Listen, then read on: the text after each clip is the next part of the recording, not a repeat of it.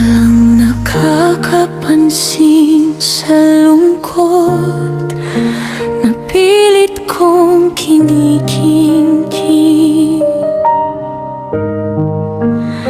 Sa likod ng mga ngiting hindi naman totoo, at mga matang pagod nang magtago sa lahat. Unti-unti akong natahimik, dahil akala ko'y wala nang maririnig.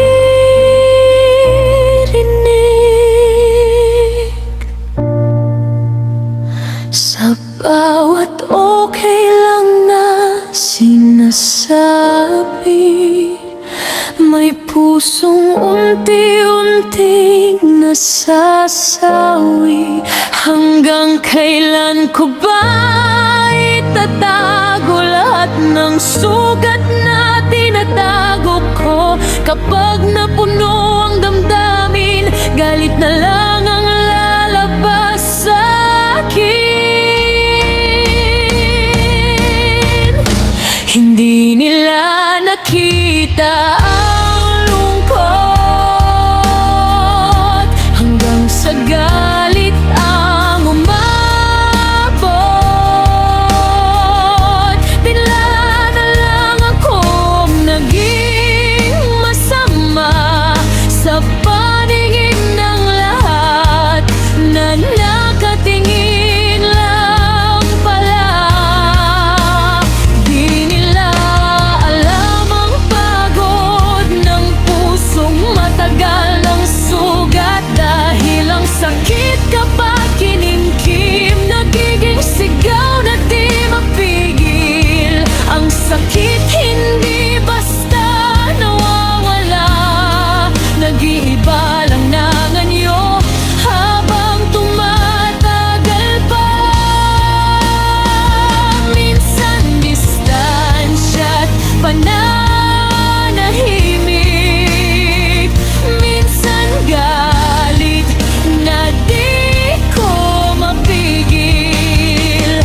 Pero alam kong mali rin kung may masasaktan dahil sa damdamin. Dahil ang sugat ay paliwanag lang, hindi dahilan para manakit ng walang hanggan. Parehong totoo ang nararamdaman, na ako'y sugatan at nahihirapan, pero kailangan ko ring harapin ang sakit na natulot ko rin.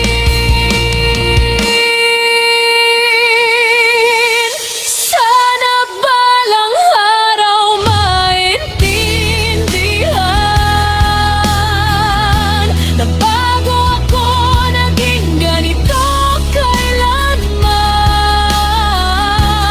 May tahimik na pusong umiyak na matagal din hindi yakap. At kahit puno ng sakit, pipiliin ko pa ring maghilom kahit pilit, dahil ayokong habang buhay maging bihag ng lungkot at hinanakit.